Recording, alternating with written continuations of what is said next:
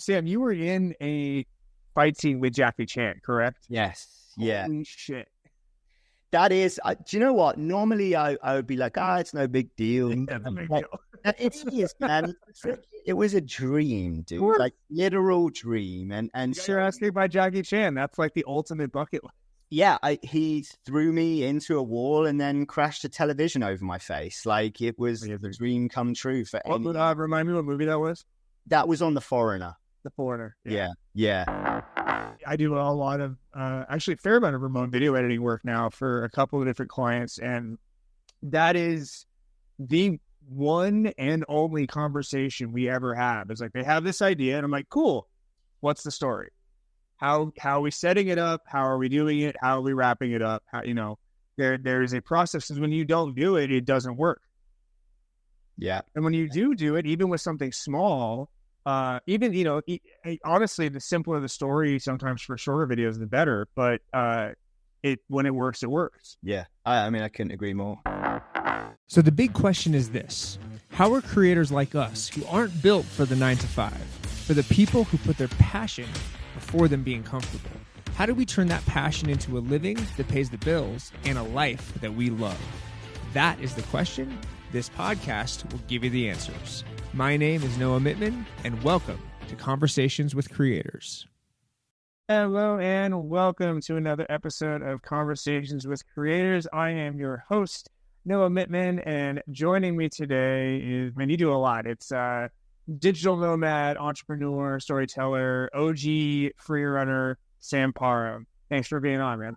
I appreciate it. Thanks for having me, man. It's good to catch up. It's good to It is. Again, and yeah, it's been a couple of years, huh? Yeah, what a great excuse to do it. I'm here. Right?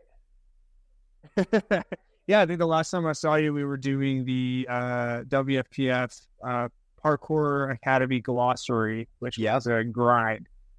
Yes, yeah. I think, I'll always have such a love for the parkour space community. Yeah. It's such a funny thing, because having had something that's been so monumental to your life and impactful to your life as parkour was to me, was to you. Yeah. Was to probably many people, well, definitely around the world, certainly. And I often think about it, man, because we used to call it like the freerunner's eye when you would walk around. Yeah, you're looking for a jump or you're looking for a thing. I miss that feeling. You can't force it. It's not the same anymore for me, but man. No, I agree. It's kind of just secured a little bit. Like I've even like gone around the long way around a fence one time, and I was like, my 22-year-old self was like, "What are you doing?" He's dying inside. Yeah. Dude, there's a huge part of me that misses it, but I'm just it'll always be there in some way, shape, or form. Man, it was such a of course, impact on my life. It's funny. Two things is one, seeing where it's progressed to now, and just I love that the speed part of it's going to be in the Olympics. I think that's awesome. I love that, Storrs really doing something special with their channel. There's a whole bunch of, and also, once you're out of the world, seeing just how small it is. Yeah. It's when you're in it, it's everything. The whole world. Yeah. Yeah. And then you take a step out and yes, you realize, holy crap. So actually, let's start with that, because that's kind of the genesis story. So you were, I think you were part of a lot of the early parkour practitioners' inspiration with Freerun. How did you get into Freerun, and what were kind of some highlights and memorable moments from being with the team? Yeah, dude, my parkour days, which is crazy to think now, because I started when I was around about 15 years old. Around about 2003, thereabouts. I was about the same, but it was 2007. Okay. Well, there you go. Show my age. And at the time, this was Jump Britain, Jump London kind of era. Mike Christie, from a directorial standpoint, you had teams like Urban Free Flow that Rerun featured on that, but I wasn't part of that group at that time. And I went onto a message board. I was living in Oxford, so I said, anyone doing this cool jumping, free running thing. and I met up with a great guy called Johnny. We kind of half formed. I think he'd half formed it himself. This group called Oxtrix at the time, and I just got. Was it with an X? Yes, that's yeah. And so totally parkour style. Yeah. It had to be. So that was like the very early years. Yeah. I mean, of learning front flips and just messing around. And then I went to university. I went to university in Portsmouth in the UK, and at that time, new environment, new group of people. We formed a group called Team 101 at the time. Bunch of really cool guys that I was training with there, formed some amazing friendships, some that I still to this day have. But that was what brought me closer to Freerun, because at that time, I'm a business entrepreneur person at heart, and I've always wanted to find how can I turn my hobby into a living ultimately. I'm very much the same. Yeah. And so in falling in love with parkour in the way I did, I have to figure out how to make a living out of this, because I don't want to do anything else. Right. And so at that time, the guys that I was doing the Team 101 stuff with, all love, but they weren't on that same path. They were just doing it. It was strictly a hobby, and that was that. Yep. So, getting exposed obviously online at that time to the Chase Armitages of the world, Cole and Chase, obviously Brothers Journey, and all of the Freerun guys. I mean, that video started an entire generation on the sport. Yeah. I mean, it's crazy, the impact, bro. And so I think I first met up, I want to say, with Nathan at that time, and maybe Scott. And they introduced me quickly. We went down to Basingstoke. They introduced me to Chase and all the other guys. And these guys are still my best friends to this day. It seemed like it was really, I mean, the connection there is like beyond just training. Like you guys have really kept up with each other, which is incredible. I think that's what, who knows? That's what I look at now as branding. At this point, I looked at it as like, we're just friends, man. Like, training 100%. But what we'd created was a culture and like a brand that people wanted to be a part of, because it looked like we just were having so much fun. But from the outside, on the cameras, all the videos, it's like, I want to be a part of this movement because these guys just look like they're having the best time. And we were. So, and you were all like really good.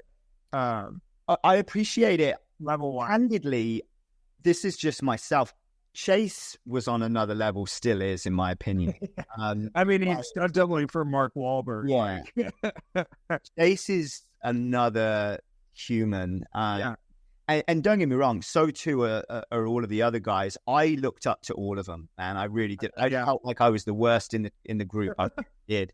But the cool thing of that is that there was never any competitive spirit. It was always just like such a supportive environment that would push you. And so, I appreciate you saying that. But at the time, it was just like, how do we just keep leveling up and learning? Yeah, when it seemed like, because you guys all got better with every video, and it was really cool to see. But I mean, it sounds the branding side. I wonder actually, because I mean, you had the kind of entrepreneurial spirit from early on.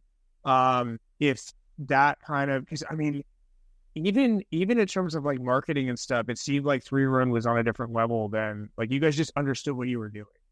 Yeah, appreciate that. It's super interesting looking back on it right now, because I don't know if Chase would consider himself an entrepreneur. Sure. He definitely had a lot of building blocks in place. Like very early on, it was like, how do we make these videos look really good, right? And how do we create a website and a logo that communicates? And there were some other friends and impacts and things like that. It is, I think everybody in the group would probably attest that when I got involved, it very quickly shifted to like, how do we actually build a business here? Yeah. Then it was like, let's position this to actually go out and potentially do events. Let's position this to market ourselves to stunt coordinators that might want to pick us up for their movies. And that's when the strategic side of things started kicking in. The beauty for someone like me is that they'd already just had this insane foundation already laid. And so I was just like, coming in to have fun at that point. But I definitely along for the ride and just like, oh, this is sweet. yeah. I was able to bring the business side a little bit more to it, I would argue. Yeah, I mean, because I think that was the first. I mean, in some of the later years, that was the first I'd seen in a video of like, oh, like they're at events, they're doing like big brand stuff. Like that was kind of part of the professional vibe that you guys gave off. Yeah. I've never spoken. I give everyone their props. I think what you mentioned, Stora, earlier, what they've been able to, incredible. I think what Tempest were able to achieve. Yeah, Tempest. Oh my God, yeah, of course. To WFPF, who I moved over to the States and did some great things with. I still think that they're doing some amazing stuff, especially at grassroots. Yeah. And you know, that was part, I think, probably inspired by Freerun, because 100%. My knowledge, we were, by just nature of being there and doing what we were doing, some of the early innovators that were paving that way, you know. I think it was kind of Urban Free Flow was like the early, like what everybody heard of, and then Freerun was kind of like as Urban Free Flow got quiet, you guys really kind of were the next voice and the next, you know, brand and team. I mean, it's so funny in my head how iconic the freerun.co.uk is. Like it was in so many videos, and it's still stuck in my head. This day, I'm like, how did we not have .com? To this day, we did such a good job of pushing this .co.uk thing. It worked, man. I mean, it's like a jingle of like in my head. Yeah. So we would have videos, and we would get like random people to just be like, "Say freerun.co.uk." Like, dude. Yeah, well, I mean, what a great thing to be like to yell out, because it's like, yes, that's the home of everything. Like, sell. yeah, 100%, man. Yeah, we're selling and we didn't even know it at the time. Yeah, right. That it was natural branding. You just were good at it. Yeah, that's the irony. So kind of looking back on that time, what lessons did you take from that time in your life, and kind of how did that shape your career moving forward? Yeah, dude, still to this day, there's so many lessons that I look back on and I use as examples and things, right? Something really interesting happened during that era, and it's really the social media influencer movement. We were social media influencers and we didn't even know it. Yeah, absolutely. It wasn't a term back then. No clue whatsoever, dude. But it was the byproduct of putting videos out on YouTube and having Facebook pages. And, you know, we were on the homepage of YouTube like multiple times back when that was a thing. Yeah. And getting millions of views on videos back when there was no audience to get millions of views. Right. It was all a byproduct of us just having this passion to share this movement and what we were doing. And so there's so many of those lessons that come back to me now, because in what I'm doing now, and we can get into some of the details. Yeah. I have a bunch more. Yeah. it bridges into, you know, management, talent, influencer marketing. It bridges into communications and amplification through distribution on different platforms, syndication, and so on.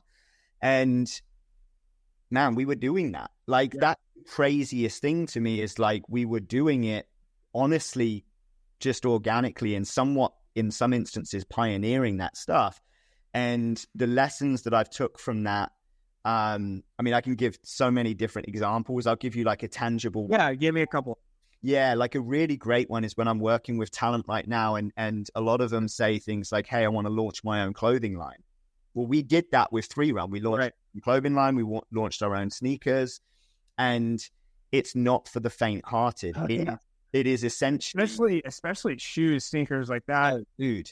Like anybody can slap a logo on a shirt and drop ship it, but like shoes are a different level. Well, and you get into, are you doing print on demand? Are you drop shipping? Are you going to stock these things? Where's all that product going to sit? Right. A million decisions. Questions that, like, when it's like, oh, I'm just going to do a clothing line, it's going to be great.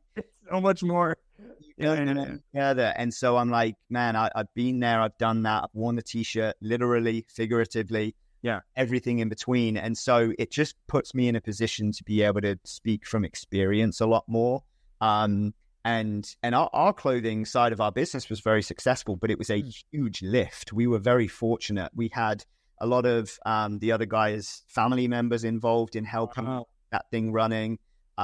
There's a lot that goes into that stuff. Yeah. And so now when I'm working with talent, I'm like, you could do all of that. Have you got $20,000, $50,000 to invest in it? Right. Or do you want to take this deal with this brand that already do all of the stuff you don't want to do? Just put your name on it. Exactly. Yeah. So, you know, I like to think it makes me a better 100%. Well, I mean, it's the back to the kind of, you don't know what you don't know and you do know what you do know. So if you know what goes into it and they agree to whatever it is, like, hey, listen, like, you want to do this the hard way, we can go that way, but like, you're signing up for it, and there's a lot. 100%. I mean, yeah, you've hit the nail on the head. That's exactly it. It's management of expectations at that point. And I think that's part of what makes you effective and knowledgeable. It's just, and it can only come from experience, and either it being a good one or one where you fell on your face and you learn from it. Because I always think that, you know, you never win or lose, you only win or learn if you're keeping moving forward. So, I mean, that's a huge, huge set of skills for you to bring to working with people. Yeah. Yeah, I mean, my now business partner says it a lot. He attributes his success to two things. Number one, having made a lot of mistakes and learned from them. And number two, asking all the right questions and not being afraid to ask questions. Yeah, yeah. And it's like you said, you don't know what you don't know. And so as long as you're prepared to... Simple too, and it's funny, like the more I dive into kind of business and entrepreneurship, the simple answers are the best answers, because you don't want to complicate things too much, because it's hard enough as it is. Yeah. Yeah. Absolutely. What's another lesson from that time? Yeah. So ironically, it's the distribution and the power of social media distribution. Again, we had no idea, but you got to bear in mind, we were getting booked in Jamaica to go and do commercials in Jamaica, all the way through to flying out to China to perform live events in China and Ukraine. And I mean, the amount of countries that we've been to, and you quickly realize the only way you achieve that is through online distribution. Right. That's the only way you can reach that. Global reach only happens with the internet. Exactly. Yeah, absolutely. Exactly. Were you, I'm assuming when all that was blowing up, it was before YouTube monetization, yeah? Oh, yeah. Dude, if YouTube monetization had been like properly running, man, I would probably still be in that game. Yeah, fair. That's the craziest part. We just missed that wave. It is what it is, you know. But yeah, I mean, like I said, I've got videos on YouTube of me with multiple millions of views that never racked up a single cent of revenue. Talk about being you were too good too early. Too early in that instance. And hey, there's a ton of different, you know, things that come from that as well. I mean, I was fortunate enough. I was working with some MCNs at the time, consulting, and YouTube approached myself and a couple others, I think, to even engage on like some consulting level to try and promote new users to YouTube. It makes sense, because you guys were like early big winners on YouTube. Like, I mean, really, really understood. I mean, I'm interested. Do you actually know numbers wise what you guys racked up? I'm sure you've put some presentations together where you, in terms of views. Yeah. Dude, I should know. I don't. I got to be in the tens to hundreds of millions. Hundreds of millions, yeah. Certainly over tens, yeah. Yeah. Because you got to, dude, the craziest thing is we weren't even the first on YouTube. So on the freerun.co.uk forum, it was a website, but we had the forum there. We originally, prior to YouTube, would upload our videos onto the server for people to download and watch. Wow. And in those instances, we would get, you know, thousands and thousands of downloads. And what people would do before we'd even created FreerunTube YouTube was upload it to YouTube as us, or not even necessarily as us, but just uploading our videos to YouTube. So we've got some videos on YouTube with hundreds of millions of views that aren't even on our channel. They were just uploaded from when we put them onto the forum. That's epic. And have you? It sounds like, I mean, a fair amount of collaboration with YouTube from basically you understanding the platform at such an early time. Dude, it's crazy. I mean, it's gone full circle as an agency and management company. Now we're like a YouTube partner. Yeah. I go down to the YouTube headquarters to some of their local events and things that they invite us to. Same thing for Snapchat. We've got a fantastic relationship over there. Meta. It's kind of come full circle. But to your point earlier around, did you take any learnings and things? 100%. And I think it's probably why it's allowed us to, That makes sense. It's everything is progressed to the next thing. And it sounds like just, being prepared for the right opportunities and taking that to the next level. Yeah. Well, what do they say about luck, right? It's when preparation, meets opportunity. And it's so true. Like if you're that, by the way, I cannot understate or cannot overstate enough preparation. Like even for these podcasts, I have a list of questions. Like there's, you need to, when you get an opportunity, when you get something that could be cool, if you can absolutely throw it away if you're not prepared. Yeah. Oh, dude, 100%. And that goes for everything.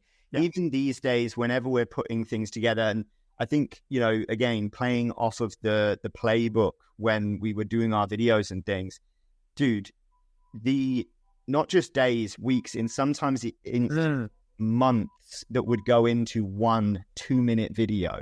Yeah. It was unbelievable, right? And I got that off of the likes of Chase, off of the likes of the other free run guys, Adam, Nathan. These guys are now stunt doubles, but some of these guys are doing like fight coordination stunt. Yeah, they're big and doing a lot of big stuff. Yeah, and it's down to their like level of just how meticulous they are in the approach to everything. It really is. It's preparation, man. They go all in. And it's why they're so good at what they do. And I just pulled from that inspiration. I was just surrounded by it.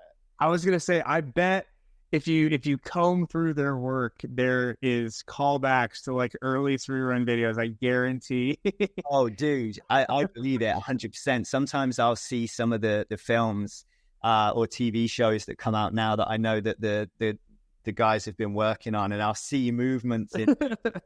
You're like, yeah. I remember when you did that. Yeah. Great. I love it. So talk to me a little bit kind of what the transition into kind of, you call yourself a digital nomad. You're traveling around, you're working with a lot of brands. How has that evolved over time, and kind of what do you enjoy about it? And what is it? How did that journey kind of get to that point? Yeah, great question.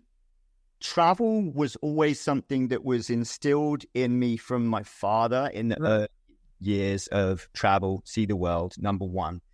Travel was further imprinted in me through the days of Freerun in having these opportunities to just go to these different places.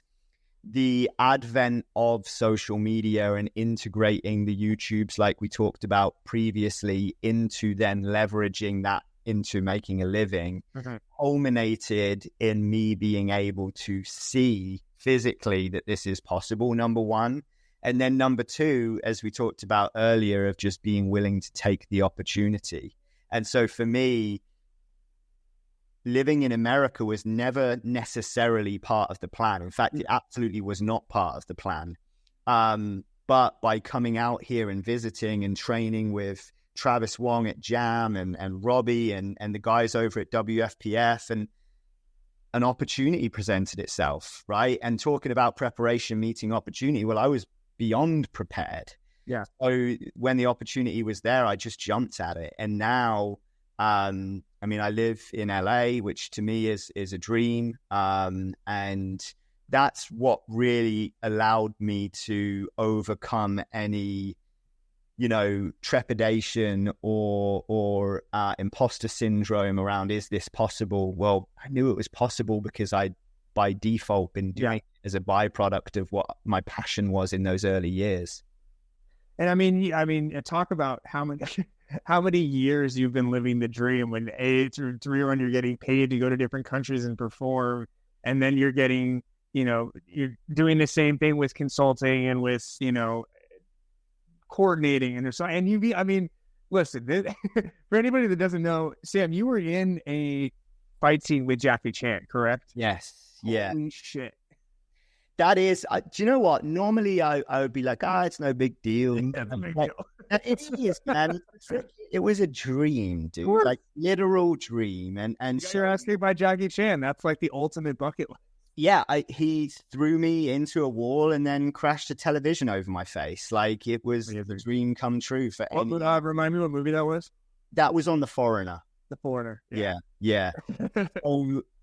I mean, dude, that was also where timing worked out for me and having the opportunity to come out to America, because the community. So I transitioned from strictly doing parkour and free running with the 3Run guys into more of a stunt environment. I can't even remember what year now, probably 2015 if I were to hazard a guess, or thereabouts. And at that time, a lot of the free run guys were as well. I mean, Chase, Adam, a few of the guys did Harry Potter as like, that's right. Yeah, I know. Like character stunt guys. Yeah, a bunch of us, myself included, were like they called us like special action extras. Yeah. So we were technically intense scenes. That was definitely Hollow's part 1, right? That's right. That's right. I freaked out when I saw that. I was like, oh my. Yeah, I grew up on those books. So like Chase literally sent me a message the other day and he was like, man, I remember how stoked you were for that. Yeah, of course. I'm still stoked. But like, I watch that movie every year and I smile from ear to ear.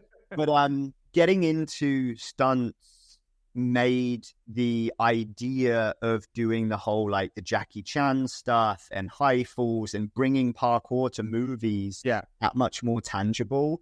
Because when I got into parkour, Jackie was always an early inspiration. Rush Hour and Rumble in the Bronx, some of the earlier movies were a huge inspiration to me, and all of the guys. And so that was definitely a bucket list thing that if you'd asked me prior to having the opportunity, I would have said, there's no way. And I was flirting with moving out to America at the time, and I got the call from the stunt coordinator, Greg Powell, whilst I was in LA, half like transitioning to moving out here. And he was like, I might have this opportunity for you. I think you might be the right height, but you'll have to come in. And I was busy pretending I was still in the UK. And I was like, when do you need me? He's like, in a couple of days. And I was like, booking my flights. I'm like, I'll be there. And thank goodness, he gave me that opportunity. And dude, that was literally a dream come true. So, well, and I mean, that's funny about the kind of preparation means opportunity. Sometimes preparation is just being able to fly out to a place at the right time.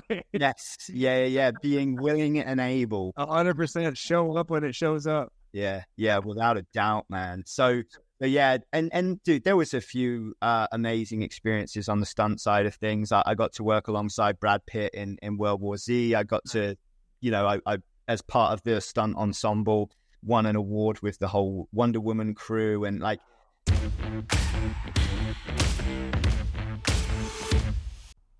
Hey friends, it's your podcast buddy Noah Midman here, and I want to talk to you a little bit today about one of my passion projects, my clothing brand, Clothing for Creators. Roll the tape. If my life were a movie, the hero's big speech would end with, "Stop waiting, start creating." Because that's the drive behind my story. Like when I couldn't afford to finish film school. So instead, I started my own production company and gave myself a trial by fire YouTube business degree. And it's not just me with these kinds of stories. There is this growing movement of passionate, creative, flow state writing, hustling, persistent creators and entrepreneurs that are taking the internet and the world by storm.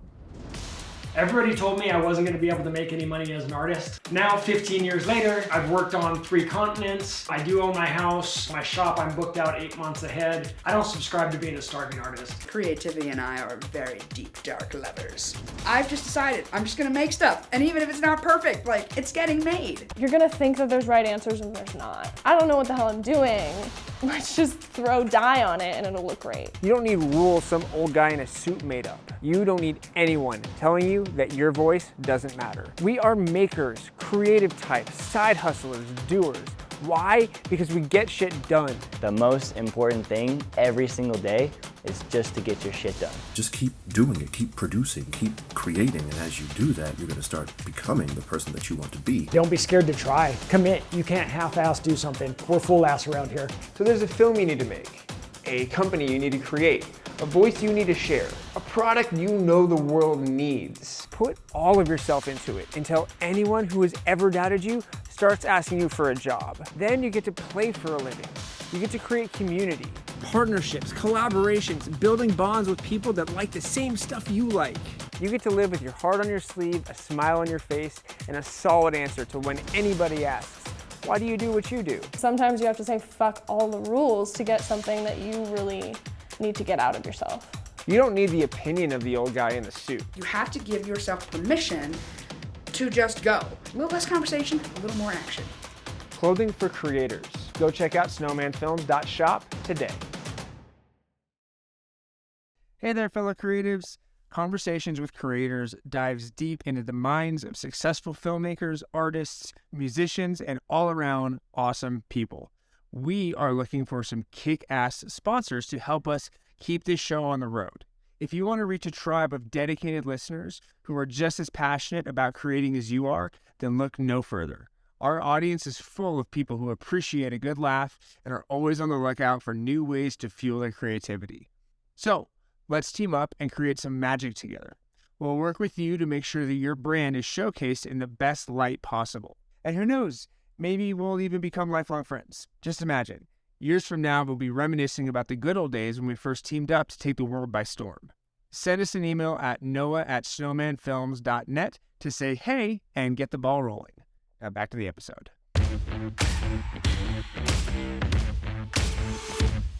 Some of the, it's definitely, pinch me moments, but I think a lot of that is also, and as I think about it right now, when I look at the 3-run stuff, that was such a blessing having the opportunity to be around such great people. Yeah. Like I said, many of whom are still my best friends. The same thing really did happen in the stunt industry. And shout out to the British Stunt Register and stuff, because what they've been able to build over there as like an incubator for talent is actually pretty impressive. It's very different to everywhere else in the world. You have to go through all of these different qualifications.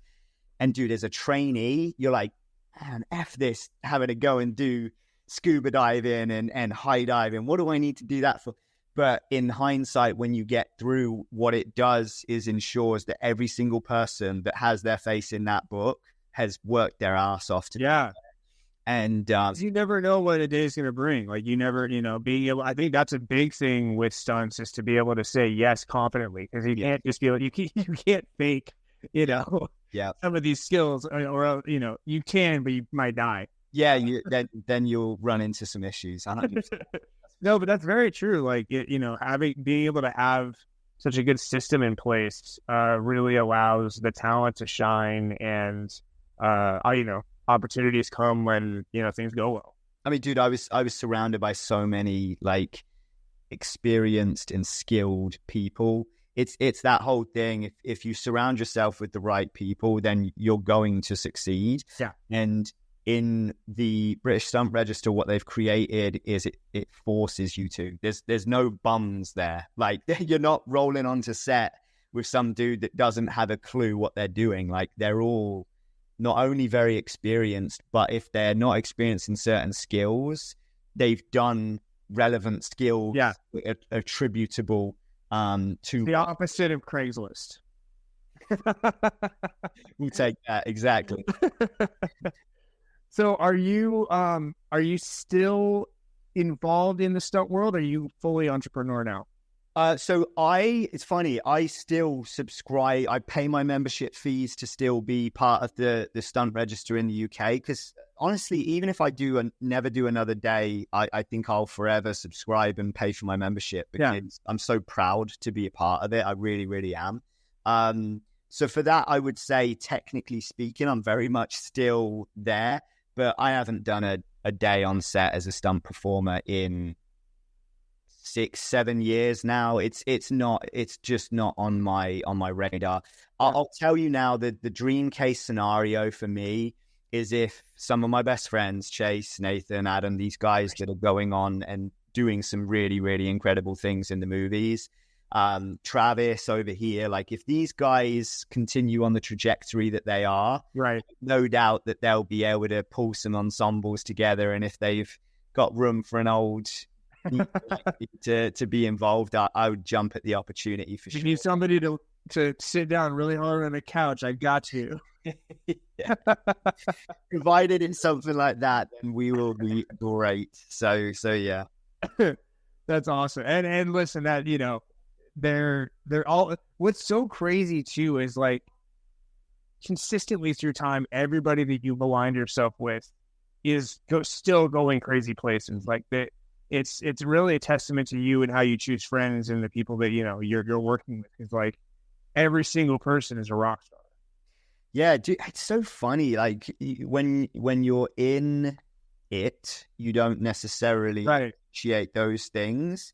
You verbalizing that right now, and I'm you know, in my mind just going through all of these friends that I've picked up over the years and people that I'm working with now, and I'm like, it's a fair point. Like it's what a blessing is surrounded by so many incredible and talented people that are genuinely doing great things. And I don't know if that was by design. I really Well, I think it's you having a feeling for the kind of people that you want to be around, and when you're, you know, being really selective with that, I feel like, because when you're on a certain mental level and career level, you see that in other people when you're dealing with them, and you know, don't see it in others. So, you know, being able to kind of sift through over time, listen, if Sam ever reaches out to you, it's a huge compliment to who you are.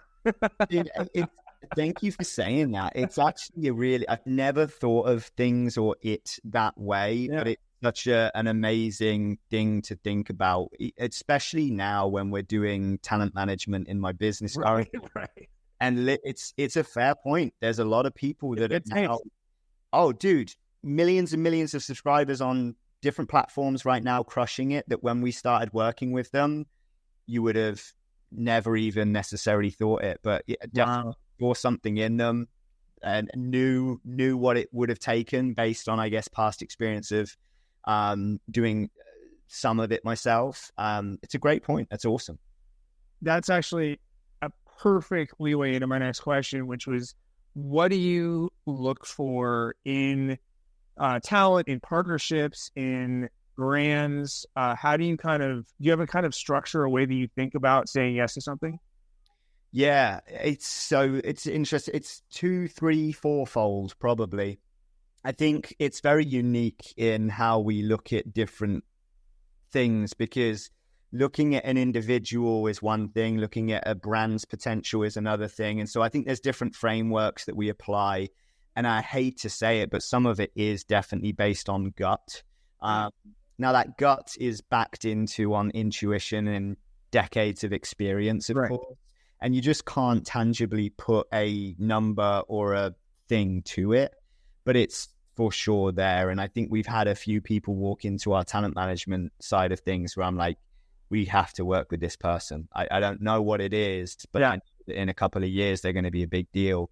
And we've watched that happen so many times, from models that we've worked with all the way through to, you know, performers and action-oriented creators. And so I can't tangibly put a specific thing to that, but there's definitely framework components that we look for. And there's commonalities, right? Like when someone is willing to go above and beyond, and you see that very early on, that's a very good sign, right? Like someone that's calling you on a Sunday. Calling you on a Sunday, and it's like, hey, I'm sorry to bother you, but I've got this.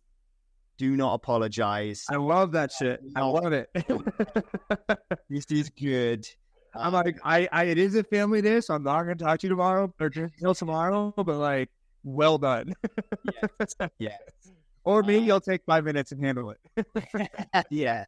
I mean, dude, it's those things when you see someone that's really passionate about something and it's almost to the point of an obsession, it's a good indicator that there's something special there. Is there a name that stands out to you with that kind of I don't know if it's NDA wise or whatever, but that you can from the beginning you knew that there was something special? Yeah, I mean, we've had a few early on. There's people that we work with now, and they're probably very, very large in their niche area, right? Yeah. We work a guy called Drew Dirksen we work with. He's got 20 million plus subscribers across all of his different platforms. By any metric, the guy is huge. And when we first started working with him, the number was a fraction of that, but straight away you could see the passion. You could see the guy was just obsessed and still is to never-ending improvement, this Kaizen approach to constant evolution, and just obsessed with creating the best content that he can. And and so straight away it was like we just had to. When we started working with Drew, I don't publicly say this, but here I am doing so. I was like, dude, whatever it takes to work with you, we'll crawl, walk, run, we'll work for free initially, and we did, by the way. Yeah. And that very quickly evolved into like the relationship that we've got now. And he's crushing it, and he's going to go on to continue to be an absolute megastar. And honestly, that's just one of many. Yeah. We work with a guy called Fiction, who in his dance environment is a big name. He won one of those TV shows, So You Think You Can Dance, I think. Nice. Started transitioning into fight scenes, and of course I've got great familiarity with that space. So straight away I was like, dude's onto something. And yeah, sure enough, we've done a collab with Fiction and Mr. Beast now. Wow. Again, millions and millions of subscribers on YouTube. And again, just a dude that is obsessed, is so on his work ethic, that you just like, this is a sure thing, But over time, I've really realized how much like you can't teach work ethic. That's one thing that like you can have all the talent in the world, but like that texting on Sunday or that, just spitballing, being excited, like that is just it's either in you or it's not. Yeah. Dude, I won't name any names because it's not fair on anyone to do that. That I learned in the parkour space. Yeah. Because I got exposed to some of the most talented people you can imagine. Yeah. I'm talking like way beyond, like dudes that had this natural ability to like, they're just born to either be on the stage or be in the movies. Yeah. Like they're destined for it.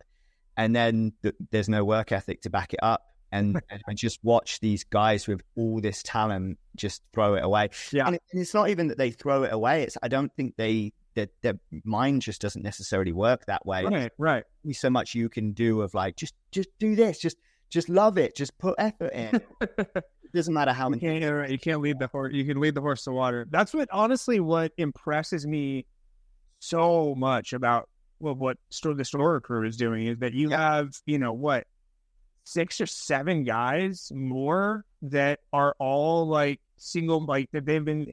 It's like weekly YouTube is hard. Oh, really, and especially in the action stuff. That's insane. And for them to all be on the same page, and that's why. Yeah, I think they're, in terms of like the level that Freerun got back in the day, it seems like they're on a similar trajectory, but now with all with the new kind of Oh, dude, what they've achieved is incredibly not just commendable, but like it's phenomenal. They're now paving the way, right? Right, 100%. Yeah, and you always look for that, and like I think it's amazing anybody that takes the torch and runs with it. I've no idea. I haven't spoken enough to them. We had some interactions and some form of a relationship there, which was, I think, mutual, just respect more than anything. And yeah, I don't know if they were inspired by the early Freerun days or if they just kind of found their own groove. I actually don't know, but I would be amazed if they weren't, honestly. Well, yeah, I mean, because if you had that in the US, you had a major impact. In the same country, it's gotta be. I mean, there has to be some skeleton there. Yeah. I mean, dude, and like I said, man, kudos to him because, like I said, I've been at out of the space from a active practitioner point of view now for a decade plus, and they've been continuing and growing. It's incredible. Wild. Yeah. Incredible. That's all. This actually is perfect. So kind of, we were talking mindset and work ethic. So I know you are big into mindfulness and personal growth and, you know, always improving, which I'm as well. How do you know, how do those practices influence your work, approach to life? You know, any tips you can give people for incorporating more of that into their lives? Yeah, good question. I think fundamentally, I do like the notion of a growth mindset in general, because the beauty of that is that it applies to every single aspect of your life. If you really let that be the North Star, how do I be a better father? How do I be a better sibling? How do I be a better son? How do I be a better partner? How do I be a better business person? Like, the list is endless, provided you tune into the notion of growth. Yeah. And if you allow that to come in, man, I genuinely think there's no stopping you. The problem, of course, no matter what happens, you will get there eventually. It's just a matter of time, because you're not going to, because giving up is not an option. Exactly. And if you're tuned in to continuing to improve, you can make every mistake and stumble and fall, but you're always going to get back up. You're always going to learn from the lessons. So success, by whatever metric you want to give it, is at that point inevitable. The only question mark, as you said, is when. But if you love the process, then who the hell cares? Right. Yeah, exactly. And you have to love the process, because that is that the goal is always changing. So the process is all you have. 100%. I'm interested with the kind of current creator economy. What do you like? Is there things that you see that you're excited about? Is there things that like styles of creation that you're, you know, maybe it's like kind of turning too much into reality TV and it's kind of trashy? And like, what's your take on kind of how things are going right now? Yeah. The thing that I love the most about the creator economy is that there's something for everyone. And that has truly democratized content in general. And the beauty of that is that you don't have to follow the Kardashians if you don't want to. You don't have to follow your algorithms, right? Yeah, the algorithm is, what are you? Is you, correct. Exactly. And so that to me is the biggest blessing of the creator economy, because there's something for everyone. If you are someone that enjoys watching people mow lawns, there are channels out there for you. Yeah. That is hard. Yeah, I get drawn into it as well. But there's so many examples of that. And so that to me is the most exciting thing, is that you can succeed in any format that you aspire for. And as I said, provided you don't put unnecessary pressure or success metrics attached to certain things and actually just enjoy what you do, there is a viable way for you to find success by some measure in doing that. And we've got creators and people that we work with that the beauty of this is selfishly looking at it from my lens as a manager working with creators. When you align yourself with people that have some experience in the space, that allows the creator to do what the creator does best, and then the experience and optionality to come to the table of saying, well, look, you're already doing this amazing stuff. We can now just assist from a revenue, from a security, from all of these different standpoints to position you more effectively, essentially. We've got some creators that they just create really great, engaging content, and then we're able to syndicate that in different places to drive revenue for them that they didn't even know was previously possible. Yeah. And when you're doing that, it just allows the creator to do what they do best. And in our instance, allows us to do what we do best. So that stuff excites me a lot because of the breadth of the opportunity. Like we went to it earlier with regards to when I was early in the Freerun days.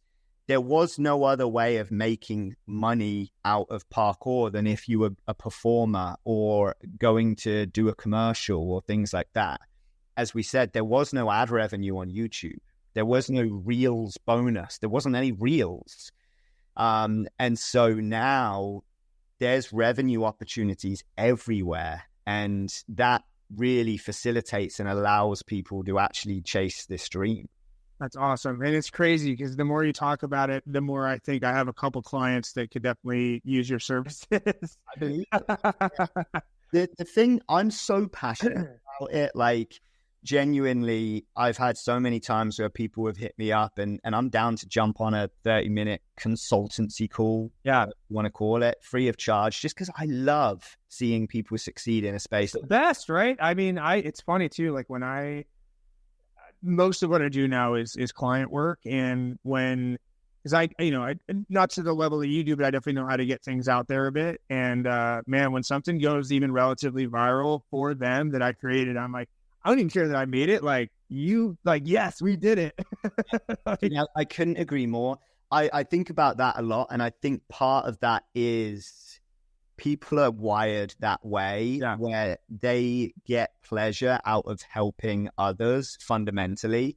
And what's really interesting with it, because I thought about this a lot when I watch movies, and I would be in a film as a stuntman, but no one would know. I'm sat in this I'm sat in the cinema and no one has a clue. Like they see Daniel Radcliffe, see the celebrity, they have no clue. And there's something deeply satisfying about being a part of the success of something, but not necessarily needing to be the face of it or the person that's getting the public gratification, because my own personal gratification is enough, in the same example that you just gave. Well, I'll tell you what, for probably 10 to 15 years now, I think Tron was the first one that I remember. It was like, I saw Jeremy Marina is in the credits. I was like, yeah. But I have, ever since then, I am the one crazy guy halfway through the credits that when I see a name in the stunts that I recognize, I'm just screaming my face off. Dude, I love that. Yeah. You're almost part of a secret club. Oh, 100%. Yeah. Like, what? I'm like, I know that this stunt guy at YouTube. I don't worry about it. Love it. So, you've also done a fair amount of creating yourself. How do you approach the process of bringing a story to life? Are there techniques or approaches in terms of like what you look for in a story? Yeah, good question. I think I speak to this with all of our video editors, for example, and the design team that we have here in our company. And fundamentally, all we do is tell stories. That is all we do all day, every day. It's what every brand does. And so I think that's why the transition was quite seamless for me from my background as a performer, as a creator, and then moving into, a marketing agency. Brand is fundamentally how you tell that story. And so if you start off with those pillars of who are we, right? And you run that exercise and you say, what is our single-minded value proposition? What are the key memory structures that we're looking to communicate? Then move to how are we going to communicate those things? Ultimately, your storytelling. And so I use the same exercise with our video editors. And I say, if you're editing a video, you're telling a story. So make sure that there is some kind of engaging hook to make someone interested. Beginning, middle, and end. In the first place. Even if you have 15 seconds. And then take them on that journey and then have an ending that has some form of payoff that you're stoked on and your audience is going to be stoked on, and so on. So it's the root of absolutely everything that we do. Well, and that's what's so insane is like when it's done correctly, like I know I cry it a lot, but like a good video can get me crying in like 10 seconds. It's insane. Like when there's proper storytelling on it, it can be very, very powerful in a short amount of time. Hi, buddy.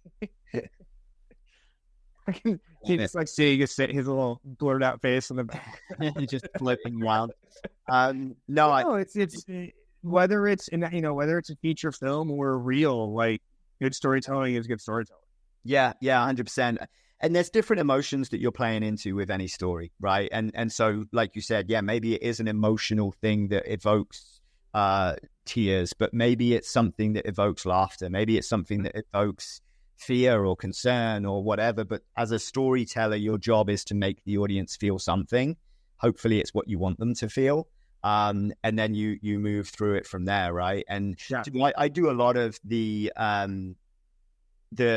background side of things in a marketing space and a branding space, and the influences of the Eugene Schwartzes and the Barnums and like all of these sort of pioneers that really just brought storytelling to brands and to consumerism, if you will, because that's fundamentally what every single thing is. It's why you buy a certain type of sneaker. It's why you wear a certain t-shirt. It's in everything that we do. And so why not educate yourself in that and learn the nuances of it yourself? It's so funny because that's like, I do a lot of, actually a fair amount of remote video editing work now for a couple of different clients. And that is the one and only conversation we ever have. It's like, they have this idea and I'm like, cool, what's the story? How are we setting it up? How are we doing it? How are we wrapping it up? How, there is a process, because when you don't do it, it doesn't work. Yeah. And when you do it, even with something small, honestly, the simpler the story, sometimes for shorter videos, the better. But when it works, it works. Yeah. I mean, I couldn't agree more. And what we're seeing now, especially in the creator economy, is that more real authenticity, relatability play into it. So it's also very interesting seeing the space evolve as it should. And anyone that embraces that is going to be excited around what that looks like next, When you're so plugged into all of the platforms, what do you see as coming next? Or hold on, my son is, if you're listening to this, my son keeps wanting to see himself. But yeah, so what do you see as, maybe not trends coming up, but like, where's things shifting? Are there, what are you excited about for the future? Yeah, I mean, there's trends. The interesting part of all of this, and we've all heard it enough now, with especially the short form takeover, if you will, from the TikToks, the Reels, and this necessity to hook people in such a short space of time. And it is what it is. It's part of nature. It works. Well, it's also evolve or die, right? Like you can't keep doing the same old practices and expect to get different results. As things evolve, things are going to change, and you need to change with that. And so it's less for me necessarily about what's exciting in that space in terms of what's next, and more about being excited of just the notion of evolving with it. Yeah. And I think that's been the most exciting thing for me and the people that we work with, is taking whatever is current or whatever we see coming next and being able to move quickly and applying ourselves to that. Because one of the biggest advantages that we've experienced that has created a lot of success is just speed to action. Yeah.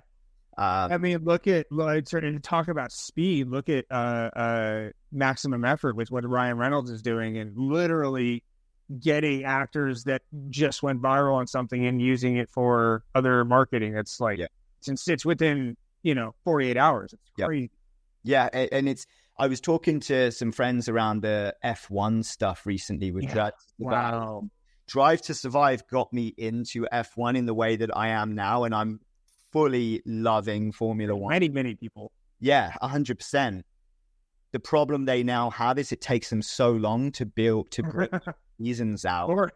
Anyone that's now actually following Formula One, it's old news. Right. Well, when you weren't a fan of Formula One, Drive to Survive was a great entry. Oh, that's interesting. Once you're is it a year ring or what? Yeah, I've just seen Carlos have the issue and then come back. It has to take time when it's that cinematic. That's the tricky part that they're now in. And then for me, they need to be pivoting and creating an experience that at the end of each race weekend, they need to have that episode coming out the next week. It's the only way. Otherwise, I can't see it having remotely. It's possible. It's possible. But it's definitely like, I mean, it's funny too when you said evolve or die, 2 words came to me, which was vertical video. Oh, Which all of us have begrudgingly done, but now I definitely am okay. You know, I know where it lives. yeah. So, but you know, I definitely have shot a couple vertical, but like you know, 5 years ago, I would have laughed at you.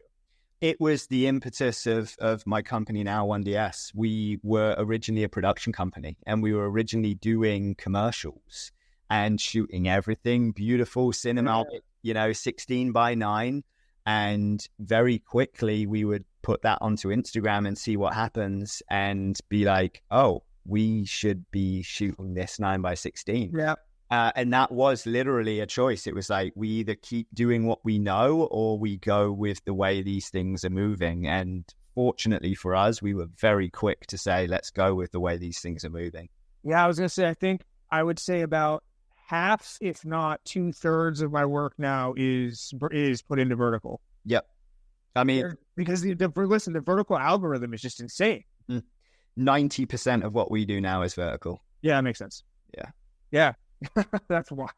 Yeah, it's such a huge shift. But it is, yeah, it's you have to evolve with the space. It is what it is. It's one of the, just what you said. But listen, it's never boring. There's always something new. There's always, you know, that's the other thing with trends, I think, especially with, you know, the TikTokification of like sounds and stuff, when a song can pop up, or, you know, a quote from a movie or something just gets new life. And I think it's super fun. I love when, you know, clients are down for, even, you know, I mean, the wife always rolls her eyes because she doesn't even have TikTok on her phone, but like, and I'm like, oh, this is new. She's like, what are you doing? I'm like, don't worry about it. It's a trend. It'll get used. It'll work. It'll fun. Yeah, dude, that's another thing that's so key to being in this space, is you have to be consuming the content. Yeah, right. You have to spend a fair amount of time. 2 ways around. It doesn't matter how creative you are. Yeah. You will get left behind if you aren't keeping up with the trends and consuming content of what's happening. So but it comes back to, you have to love it. Oh, exactly. Because otherwise, how long are you going to last? Right. Like, you're just not. Yeah, 100%. So I'm going to end here with a couple of quick fire rounds. We'll see. Sometimes the answers get long, but I'm happy with all of it. What's one of your favorite quotes and why? Favorite quotes? That's a tough one. Off the top of my head, I don't know if. So for me, this is more of a personal thing. It's less of specifically a quote per se, aside from something that my dad said to me before he passed. And it really is just around traveling. And he said, you'll never regret traveling. Yeah. And so that has always stuck with me. I attribute that to a lot of the amazing experiences that I've been able to 100%. experience. It's allowed me to learn so much, different cultures, and embrace all these different things around me and around the world. And so we're human. Oh, dude, that lives rent free in my mind at all times. I love that. We have a map over here that we cross out when we go someplace new, country wise and state wise, and we think we've traveled a lot, and then we see the world map and we're like, oh, we're just scratching the surface. My God, I can imagine. All right. So this one, some people have it ready to go, and some people have to think about it. What is the title of your memoir? Oh, dude, I have that one ready to go. I don't know, something along the lines of, can we do it again? That tracks. Dude, life is such a blessing. I follow, I really, really, really like the approach that Dana White has. I can't speak to him as a person. I've never met him, but everything public facing in regards to the way he approaches business and the things that he posts on his social media, and like, the dude is just like doing it, man. He's just like, he's attacking life. He's building platforms and opportunities for others. And I just, there's a lot there. I really do fundamentally follow a lot of the way that he approaches things. And so for me, I mean, I think he's in his 50s now. I'm late 30s. Yeah. And dude, I hope that, because people are like, oh, when would you plan on retiring? And I can't even imagine. No, I don't want to. Like, listen, here's the thing: when you love what you do, you're not like, yes, you're working, doing stuff, but like you're enjoying it. So retire, like you only retire maybe when you're either too old to physically do it, which a lot of this is sitting at a computer working. And at that point, I'm writing my memoir, go and do it again. We do it again. And what's funny is that applies not only to what we've been talking about with social media and stuff, with if you get good stuff, can we, it goes viral, can we do it again? But also to the stunt world. Yeah. One more take. One more time, please. The camera, I don't know, the focus didn't look sharp or something. Yeah, tell me about it. So no, actually, it's funny with Dana White and his social media posts. That is pretty much the reason I did my first 72-hour water fast. Oh, that's amazing! Yeah, with the stuff that he's been doing with 10x Health. It was great, and I think it was an interesting experience. It was both harder and easier than I thought. But just knowing the health benefits, man, I want to do that like every quarter. It's very cool. Yeah, very cool. So outside of your career, what's a hobby that kind of takes you away from it and lets you relax? Yeah, I do. Movies. Movies is always going to be the thing. I still play Xbox as well. So anything that's like allows me to escape, but still go into this world, I guess. Right. I like to be involved in stuff. I don't know if there's any truth to it, so I'm not going to like quote it like it was accurate. But it was something that I was watching the other day around computer games. They were claiming that based on some study, people are more intelligent if they play computer games. And so, and maybe they are, maybe they aren't. But well, listen, it depends on the game. Well, dude, I always attribute, like, I'll go somewhere with my fiance and I'll remember the navigation of where the paths of where we went and stuff. And I was like, yeah, I mean, I've been learning maps on games since like I was a kid. Like, there's so many, like, I'm overcoming challenges in every single day. And I play with my friends, so I'm communicating, and like, maybe that's my own weird justification of it. That makes sense. Listen, like there's some truth to that. I think it's whatever you're practicing more and how you're, making those brain connections. Yeah. Is going to be good. It's funny. I'm similar. I can literally go someplace once and then get back there, but I could not tell you the street it is for the life. No, I mean, dude, I don't even know the street I live on, honestly. Yeah, it's such a good point, bro. Like, as I think about it now, I don't know the names of any of these streets. But you know exactly where to go. Yeah. So finally here, I'll kind of roll out the red carpet for you. Let everybody know what you got going on in your life and where to find you. Cool. Yeah, I appreciate it. Honestly, my life now is printed on this hat with 1DS. We've got this awesome marketing agency and talent management company, 1DS Collective.